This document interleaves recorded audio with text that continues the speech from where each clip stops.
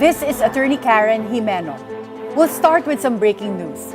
Just this morning, Axel Teves, the son of former Negros Occidental Congressman Arnulfo Teves, posted on his Facebook that his father was kidnapped and abused. News reports say that Arnulfo Teves was arrested by Timor-Leste immigration authorities a few hours ago. This is a developing story. Stay tuned to Bilyonaryo News Channel for updates. And now back to our main topic today. Let's have an in-depth conversation with veteran Senator Frank Drilon, here at the forefront.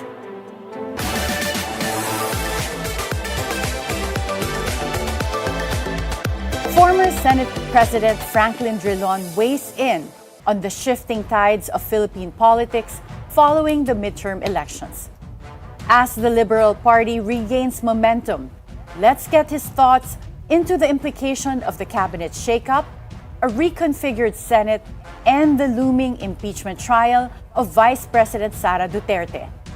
With 2028 on the horizon, what are the possible emerging alliance and political strategies that will shape the next presidential race? Joining us this morning live at the BNC studio is former Senate President Franklin Drilon. Good morning, Senator Frank.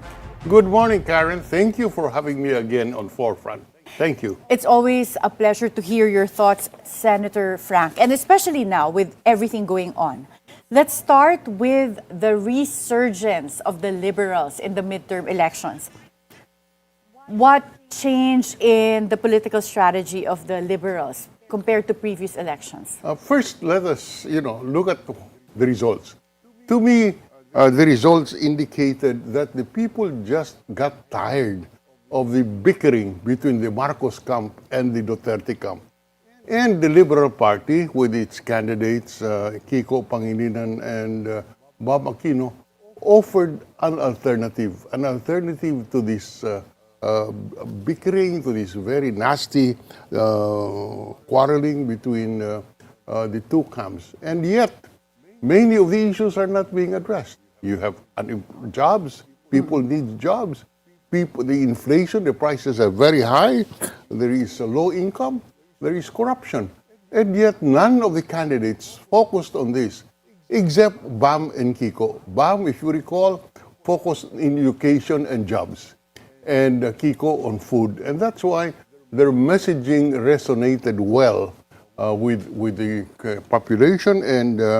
And we see in Bam and Kiko, the people see in them the hope of these problems being focused on, addressed in the coming years. The same can be said of Akbayan and the Mamayang Liberal, particularly the injustice committed to Senator Laila De Lima. That is why nobody expected the Mamamayang Liberal to come out in the party list. But Akbayan ranked first for the first time. Akbayan for the first time. They nearly lost their accreditation last election, but they got accredited and they topped the party list contest. Again, this indicates that the people the people see hope and an alternative in Bam and Kiko and in Akbayan and the ML. But it's too early. It's 3 years from now, we do not know what will happen. But if you talk about the 2025 election, it offers, these candidates offer hope, and that's why the people went to them. And you'll wonder, in the pre-election surveys, they were 15, 16. Yes, even the week of the elections. Even the week, a few days before the election. They were not certain to make it. And so why did the people vote for them, and why did they tap the election? To me, it reflected that when the surveys were done, and there was a face-to-face interview between the respondents and the researchers, the people did not come out openly and say we like the two. But when they were alone in the polling booths, they just vote what they thought would give them hope, would give them an alternative, would give them an option. So I am pleased with what I have seen, and we look forward to 2028. I hope that this is the beginning, and we will try to sustain it until 2028. So you're still actively involved with the Liberal Party? Depends on how you define active They seek involvement. your advice? Well, Do you advise seeking them? advice, yes. Being an elderly, if you may call me, yes, they seek my advice, and I'll be, in fact, I'm having dinner tonight with these two stalwarts. Yeah. Did you expect them to land in the top 5? No, I'm not referring to tonight. I'm not referring to Yeah. Bam and Kiko. I'm talking to somebody else. But I did not expect them to be in the top 5. I was not so optimistic that they will make it. But even they didn't expect. It was a surprise to Bam. It was a surprise to Kiko, and they were surprised at the results. But as I said, the people saw in them as the alternative and the hope over the two bickering political camps. It is often said that a midterm election is a referendum on the sitting president. Yes. Some said that this is a sign of the reputation of the administration of President Bongbong Marcos. What do you say of that statement? Yes, I concur with the judge, with the assessment that the midterm election is a test on the support of the president, and it showed. Even first, the opinion polls showed that the president's popularity is waning. Everybody says he is a lame duck president for the next 3 years. And you cannot completely disregard that, especially with the results of the election, where less than a majority of the administration candidates won. That's a surprise. I was a campaign manager in 1993 when Pinoy was the 2000. What year was that? 2010 is when President Aquino ran. That's why in 2013. Yes. I was the campaign manager. We won, I think, if I recall correctly, 9 out of 12. Oh wow, that's a lot. Yeah. So, here, I think the administration only was able to convince the electorate to vote for 5, if I recall correctly, and so it was a minority.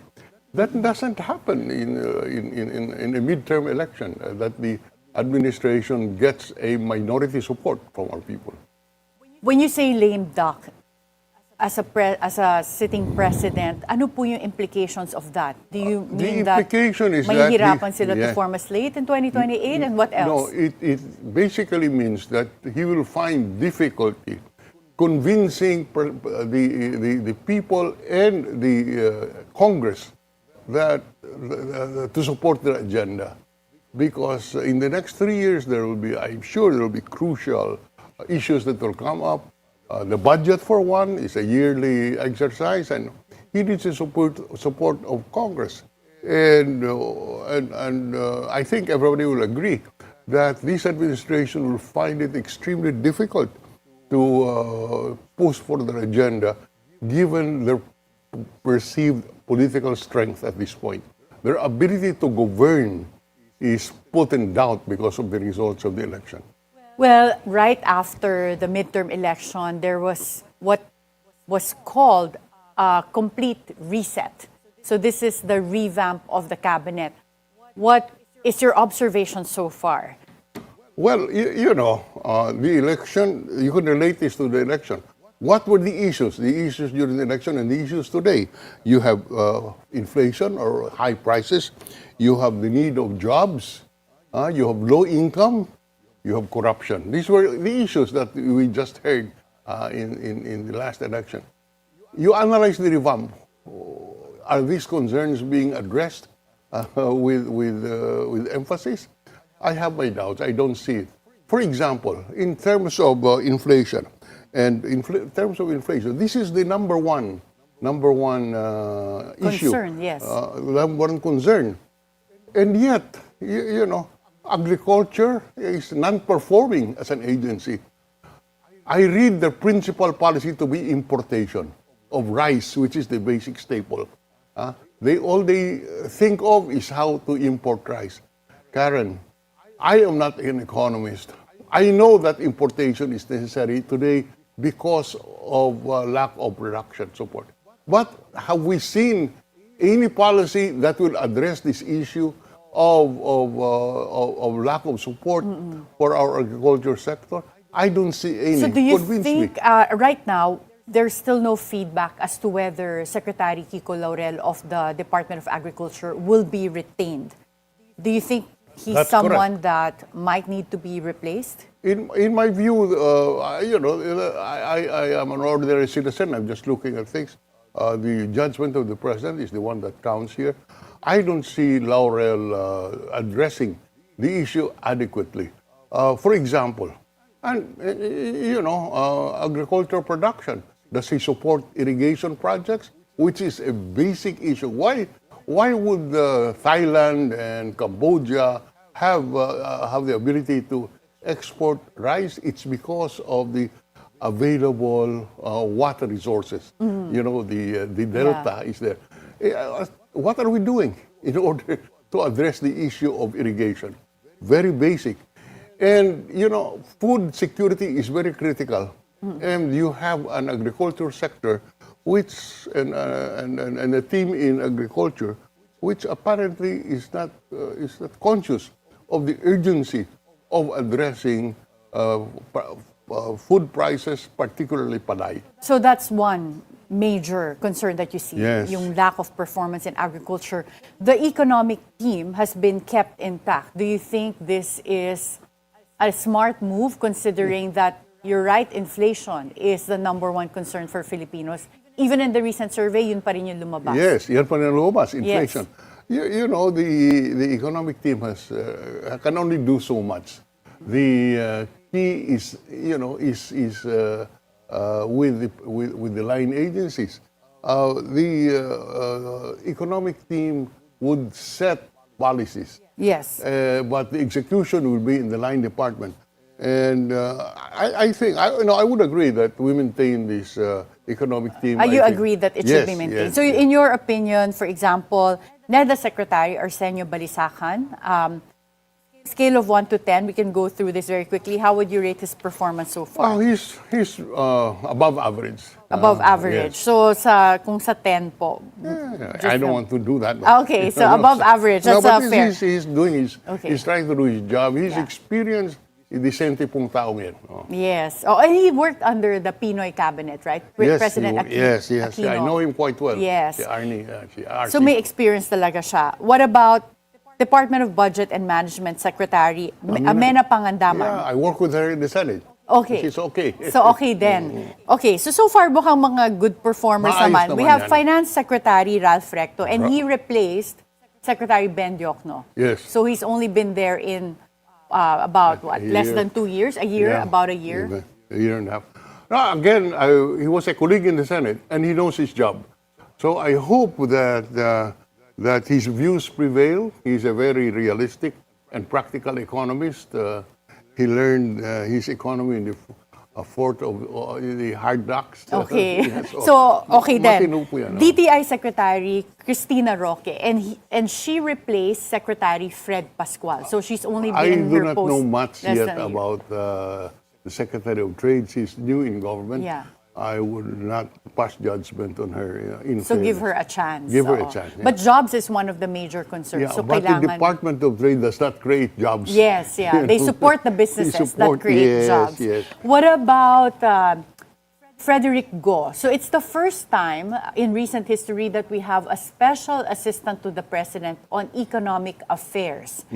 So to me, this shows the emphasis talaga on the economy and businesses. But how would you assess his performance so far?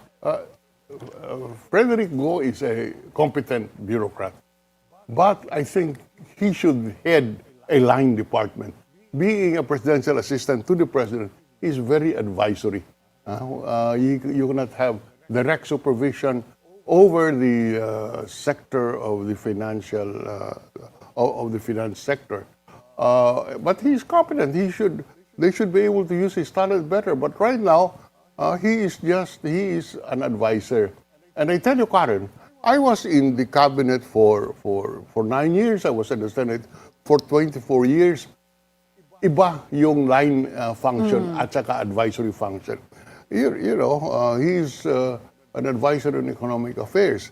How sure are we that the line departments would follow his advice? I do not know. Yeah. He's good, but he should be given a line function. But why do you think that he was put in that position as just an advisor or special assistant to the president? Do you think may issues ba na No, yung it's a confirmation? matter of perception on the part of the president. He has confidence, obviously, on Secretary Go, and he feels that he can serve the interests of the administration by being a presidential advisor rather than a line department head. I do not agree with that. He should be given a line function so that he would have direct supervision and direct responsibility over the performance of the sector which he heads. Well, so far it seems like it's you agree with keeping the economic team intact. What about the change in our foreign affairs secretary? We have Tess Lazaro replacing former Secretary Enrique Manalo. Do you think this was necessary? Enrique Manalo is a very competent bureaucrat. He's a career diplomat. Tess Lazaro, I know personally. Again, very competent, very bright.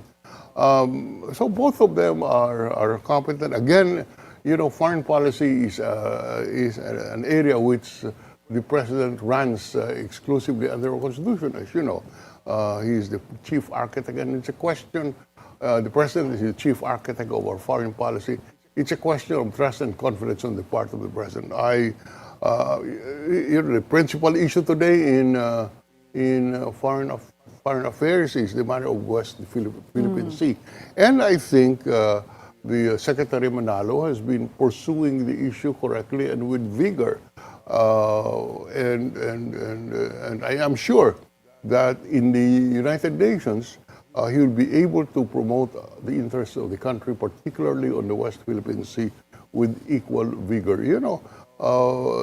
Being in the UN is not an easy job. It's a multilateral facet of foreign relations. You deal with all people, with all kinds of interests, and we are vying to be a permanent representative in the Security Council, and that requires campaigning among sovereign nations, and Secretary Enrique Manalo is well equipped to handle the job. Oh, that's why probably he was going back there, because he is formerly also the permanent representative to the United Nations, which is a post he held until 2022. So baka that's correct. That's something that they took he was into the head of the Philippine mission in Geneva, which would have direct contact with UN agencies, WTO, WHO, and ILO. All of these are UN agencies, and Secretary Manalo is well respected in the international field. So that's probably one of the reasons why he was asked to go there. Yes. What about former Environment Secretary Antonio Yulo Loizaga? She is so far one of the former secretaries whose resignation was accepted, but she hasn't been given a new post, and she's been replaced by now Secretary Rafael Lutilla, who formerly headed the Department of Energy. What do you think of that First, change? I know Lutilla personally, very competent, very bright person. We worked together very closely. When I was the Senate President, when I was the Majority Leader, he was the principal mover in amending our Public Service Act, which was a hindrance to our attraction as an investment destination. And Secretary Tilia helped me put the law together, and he's very competent. I do not know much about Secretary Loizaga.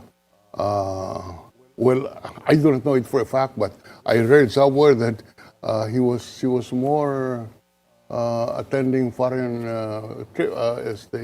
conferences than being in her post. I don't know, in fairness to her, I do not know her. I have not had dealings with her, so I would refrain from making any assessment. You were formerly executive secretary as well. So right now, given the primary concerns of Filipinos, inflation being one of them, corruption, and the other third one is safety, peace and order. Yes. What do you think is necessary for this revamp to really have credibility? First, the areas that are identified to be the primary concern of our people, which indeed you feel it today, the president must be very deliberate in his choice of who to head these particular sectors, the Justice Department, the food security issue, the corruption issue. The Ombudsman office is about to be vacant. I think the present Justice Martirez will be retiring in July, if I'm not mistaken. Very soon. Yes, very soon. After completed 7 years. Very critical to the perception of how serious the government will be in terms of addressing the issue of corruption. It has been an issue. The budget has been called the most corrupt budget in the recent history. The 2025, the 2025 General Appropriations Act has been, so corruption, the perception of corruption in government pulls the ratings of this government down. And a very important event is coming up, the retirement of the present ombudsman. So who will be placed there, again, will affect how valid or how serious is this government in addressing corruption. Well, the recent news today of Axel Teves saying that his father, Arnulfo Teves, was, I don't know if it's really kidnapped is the right word, but if it were an arrest. No, it is not kidnapped. Yes, because that's the word he used in Facebook. But that's so expected. do you think that would have an impact, at least in the perception among Filipinos, that merong nagagawa for peace and order? Yes. First, let me congratulate this administration for the effort they have taken to bring back one who is not facing the charges here in this country, Mr. Teves. And hopefully, this is not the end of the story. Now that he is being brought back to the Philippines, we do hope that the wheels of justice will move faster and he can be tried and made to account for the charges against him. With new senators entering the chamber, how do you foresee the balance of power shifting in the Senate? But before you answer that question, we'll have to take a short break. At the Forefront, we'll be right back.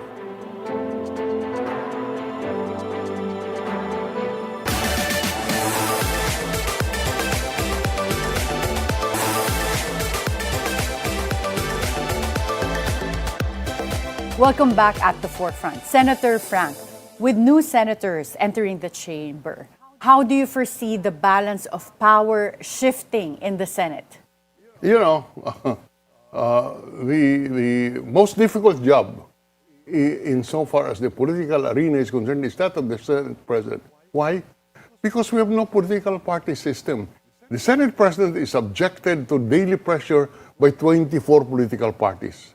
Which is each of the individual senators. Yes, kanya-kanya talaga kanya-kanya sila. yan eh. Ala naman kailangan, you must please each and everyone, or if not please them, you must be able to see to it that the decisions are consistent with national interest. But having said that, that does not change the picture that you have 24 political parties operating in the Senate. So you can imagine how difficult it is, the kind of pressure that the Senate President is subjected to on a daily basis. And the election has not changed that. Ganun pa rin. That is why it is so difficult. Unlike in the United States, for example, you have what? You have 200 senators, and yet because of the strong political party system, they are more stable. Here, you see the Senate President being subjected to the whims and caprice of 24 senators who, with a moist eye, on the presidency in the next election. So lahat sila merong parang gusto rin na, like let's say, each one, as you were saying, would have an ambition to become Senate President as well. Ganun, you were also a Senate President before. Ganun ba ka, what is that word? Yung uncertain, yung tenure in a sense because of this lack of stability. Because of the lack of stability. You have to talk to 24. You have to please 24. Whereas if you have a good political party system, then you can rely on the support of your party, not of one person. Kaya nahihirapan yan eh. But is it not also yung just getting the support of the president? I know that theoretically we have separation of powers between executive, legislative, and judicial. But in the Philippines, it seems like the president has a lot of sway with respect to the leadership in the House. And sa Senate po ba walang ganun din na power? The extent of the president's influence in the Senate is less if you compare it to the House. Because the senators would pride themselves as having the same constituency as the President of the Republic. They are voted by the entire country in the same manner as the President is, in contrast to a congressman who is voted by district and therefore subject to the greater and more effective presidential pressure. Whereas the senator is not similarly situated. He can stand up to the president, and historically, you look back to our history, senators are known to stand up to Malacanang and disagree with Malacanang. Of course, today you don't see that much because, again, of the lack of political party system. Malalakas doon ang loob ng mga senador dahilan sa alam nila mayroon silang suporta ng kanilang partido sa Senado. Ngayon, 24 ang partido, kailangan ko isapan mo isa-isa before you feel confident that you have the support. So, in that sense, the Senate President post is very unstable because of the lack of a political party system. And the lack of the political party system was the result of martial law, when what used to be the liberal and the nationalista as the two-party system that we have, the father of Bongbong abolished all political parties and had the KBL as a single monolith. And it was carried after martial law was lifted, and therefore you have a splintered political party system. And especially in a presidential system, where changing political parties does not result in the downfall of government. That is why politicians change political parties like they change their shirts every day. Because wala namang epekto eh. So, wala ring consequences. Walang consequence. What about the change in the Senate President leadership that is being rumored for this 20th Congress? Who do you think would be potentially the new Senate President? Tito Soto has not denied. He's actually acknowledged that he's been getting calls already for potentially being the new Senate President. Do you think there are other players that might potentially... the incumbent, Chis Escudero, is interested in keeping his post. Yes. As we talk, Karen, I can assure you 101% that the issue of who the Senate President will be in the 20th Congress has not been decided. It will be decided probably a day or two before the 20th Congress opens at the end of, or the fourth Monday of July. Ganun talaga dyan. Right now, as we talk here, there are discussions, I'm sure, going on between the potential Senate President, either Soto or Chis Escudero, talking to each of the 24. Again, that's the weakness of our political party system. You have to talk to 24 senators to get their support. And you can imagine the compromises that happens there. So, anong type of compromises? You were also Senate President before. Anong mga type of compromises po ang naninegotiate? Well, the choice of the committees. The chair, in the Senate, the chairman of the committee is the committee itself. And therefore, the chairman is very critical. There are misfits And they become chairman because of the negotiation that goes on to choose the next Senate president. There are compromises. So you ask for the chairmanship of Committee X. You have no competence on Committee X. But because you represent 1 or 2 votes, the item is given to you, or the position is given to you. So again, that's the weakness of our party system, or lack of party system. Well, given that type of dynamics within the Senate, I'd like to pick your brain as to other names that have been floated as potential Senate presidents for the 20th Congress. What do you think of Imee Marcos? Is that a possibility? Well, I talking about possibility, I have absolutely no opinion. I do not know. You know, I've been out of the Senate for the past 3 years, and hindi ko na alam kung yung mga, what are the factors that will creep in.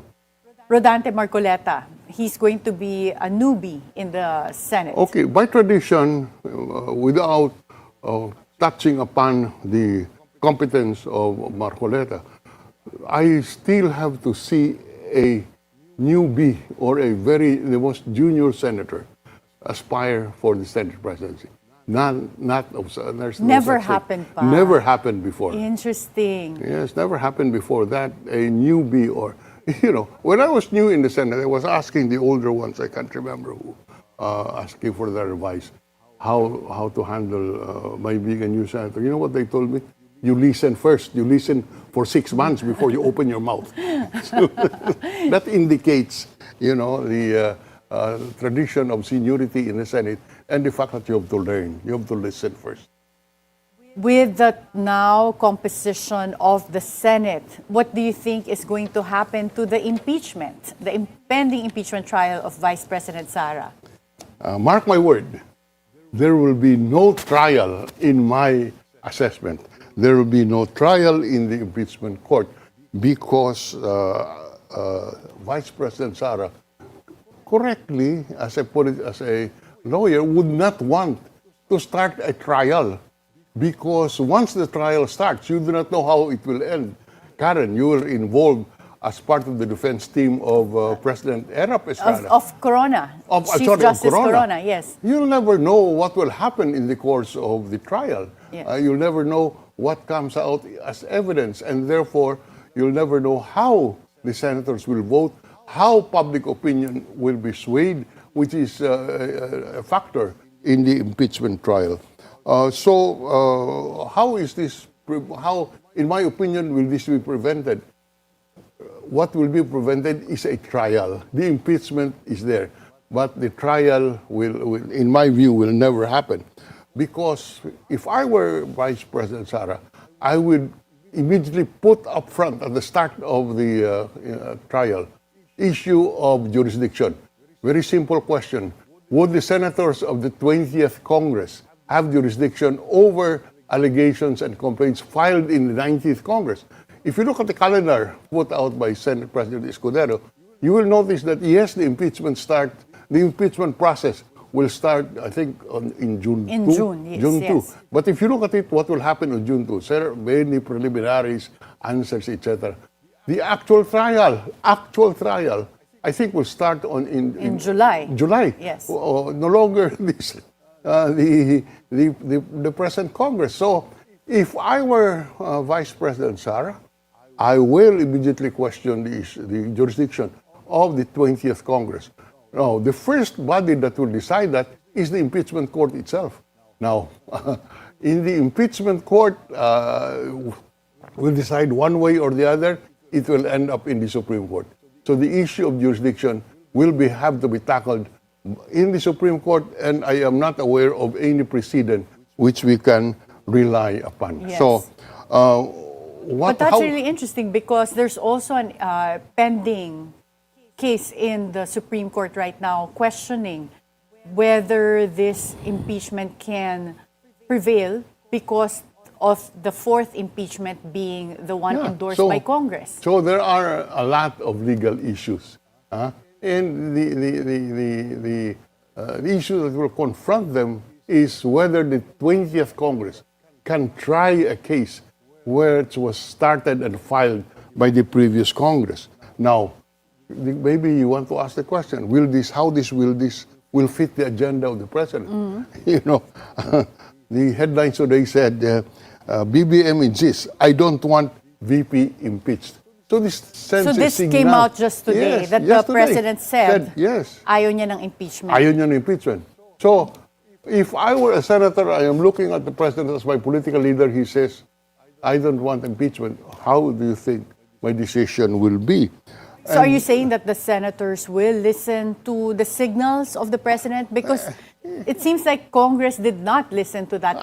If he were consistent, diba? From the start, he was saying, Yes. I don't want an Believe impeachment. you me, Karen, I have been there. I've been there, I've done that. Yes. The I know impo- you were actively also in the impeachment. We were on opposite sides. You were in the prosecution. Right. But I'm talking you here were in the theoretically side, yeah. and what I have experienced.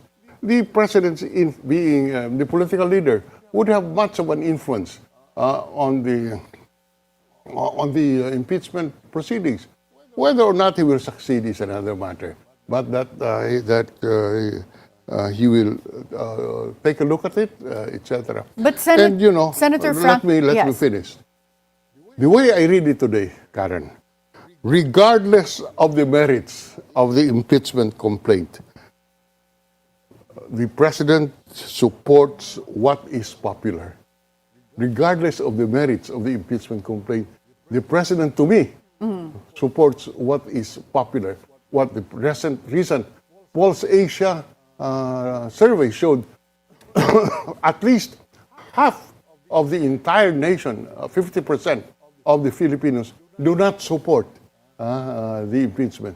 And don't tell me that there is no merit in the impeachment complaint. But the popular view is that the vice president should not be impeached. And that is what, unfortunately... Do you think that the president is considering...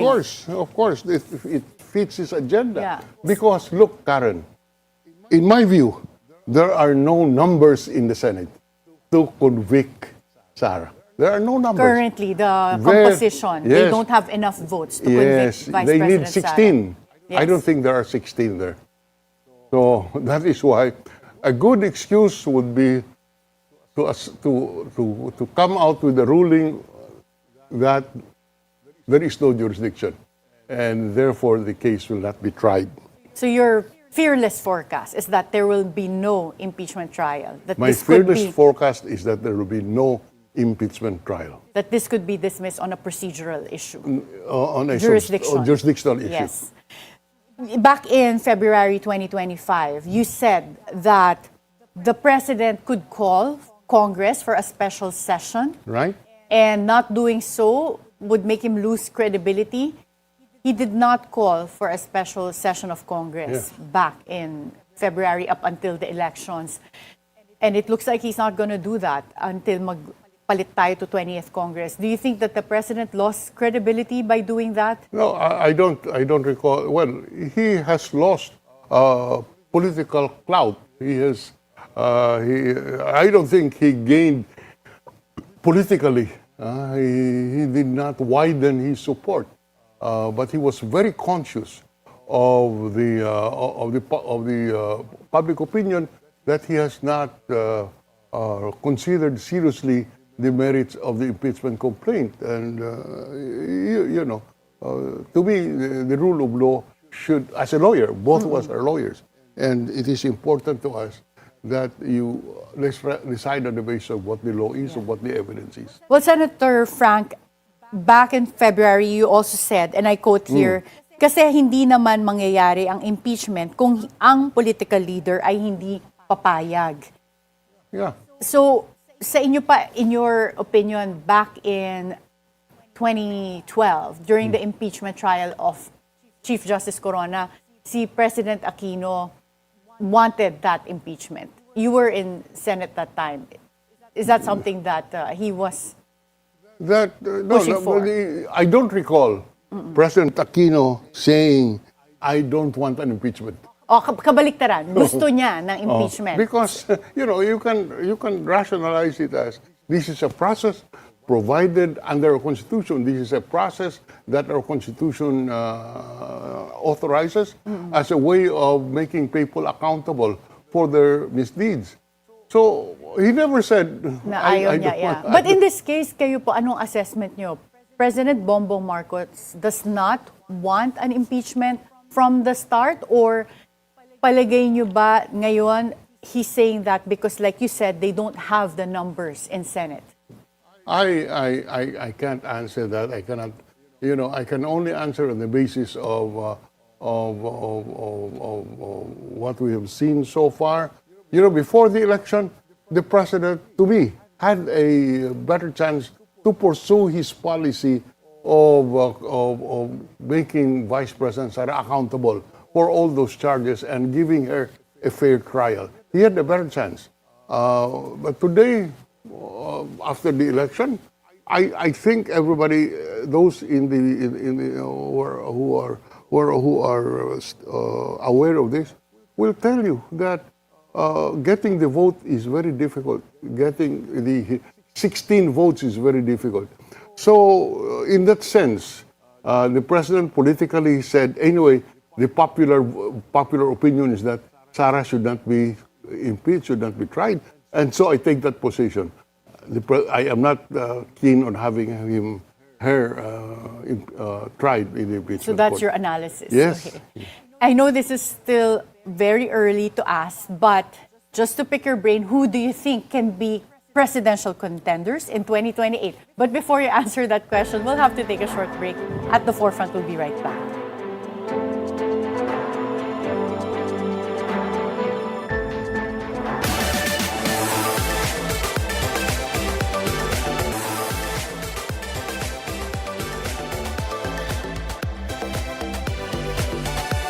Welcome back at the Forefront. Senator Frank, I know this is still too early to ask, but just out of curiosity, who do you think are possible contenders for the presidential position in 2028? There was a recent survey, I think, a few days ago, done by Tangent, whatever. There was a poll survey, and the front runners today are Sara Duterte and Vice President Leni Robredo. And this third is one senator, and I think it's Tulfo. But it's basically, if you have the election tomorrow. So this is a new survey because Yes. I remember leading up to the elections, the last presidential survey I saw, the front runners were Vice President Sara Duterte and Senator Raffy Tulfo. So nagbago That's na correct. pala. After the results of the 2025 election, you talk about resurgence, Leni was a close second to Sara. Well, recently, Senator Risa Ontiveros also said that she's willing to become the standard bearer okay. for the opposition in 2028. Yes. What do you think of Senator Risa as a possible She has presidential? presented herself well. She stood for the right policies and is willing to stand up for what is right. And that is very important. Let us see what happens in the next 3 years. But indeed, Risa has been showing that she's worth the mandate that the people gave her. Do you still stay in contact with former Vice President Leni Robredo? She's Yes. She has won a local Yes, position recently. I stay in contact with her. The last time I had a personal talk with her was during the blowout victory dinner of Senator Bamakino. So very recent lang po. Yes, Oo, that's was very this recent. around So, last week yes, lang? and during the campaign, we would call each other. So, Is she willing, you think, to do another run for president in the future? That's already near future. I can't, obviously, she's the only one who can answer that. But I have told other people this. She has not closed the door. That's the best statement I can make. She has not closed the door. What about other potential names out there? From the local position, I also hear the name of Mayor Benji Magalong from the grassroots as a potential presidential. I don't know. That's still too far away. Yes, everyone has is entitled to present themselves, and Benji Magalong has shown his capacity to lead as a police general and as a mayor. So I know in the past, meron din nagfo-float ng name ni Amy Marcos as someone that might run in 2028. What do you think of that? Well, everyone has the right to aspire. You can aspire. But if you know me very well, you know that I will not. But how do you place Amy Marcos in the political landscape? Because people, up until even during the elections, medyo confused na where she stands, because she is, after all, the sister of the president, but she was clearly aligning herself with the Duterte. There are certain happenings in the family that we are not, we do not have personal knowledge, and I think it's rooted in that. But let us leave it at that, Karen. I really do not know for a fact why these things have happened. And so far, with what you're seeing with the policies on cabinet revamp and with the impeachment, as you said earlier, this is something that President Bongbong Marcos in the headlines today said that he is not in favor of the impeachment, but it still happened in Congress. How would you assess the leadership style of President Bongbong Marcos? He is trying to build a consensus on every problem, on the solution to every problem. And, you cannot have that all the time. At certain points, you have to make a decision on the basis of what you believe is good for the country, or what you believe is what is legal and what is morally right. Hindi naman, and he is a political leader. He's our political leader. We look up to him to make decisions, and decisions because of the mandate he got, not because that is the consensus around the people around him, but because he believes that that is what the law calls for. So what would be your advice, considering that based on your assessment, when you look at things, they don't have enough votes in Senate right now to convict Vice President Sara Duterte, and yet there's a call for Congress to do the impeachment because they did vote to impeach Vice President Sara last year. Okay. So ano pong gagawin niyo kung isa presidente? Kung ako po ang mag-advise, maghanap siya ng paraan so that the erosion on his authority will be arrested. What am I saying? If in his assessment they have no numbers to convict President Sara, Vice President Sara, they might as well agree that the impeachment court should dismiss the case for lack of jurisdiction. So you dismiss it for lack of jurisdiction, then your numbers as a political leader to remove the Vice President on impeachment will not be an issue. Very interesting analysis po. Thank you so much, former Senate President Franklin Drilon. It was really a pleasure to hear your thoughts. Thank you very much for inviting me.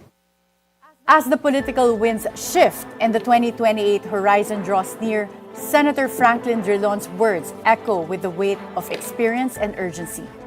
In a landscape marked by power struggles, emerging alliances, and looming trials, his thoughts remain a steady compass for the democratic cause. The question now is whether the nation and the current leaders are ready to listen.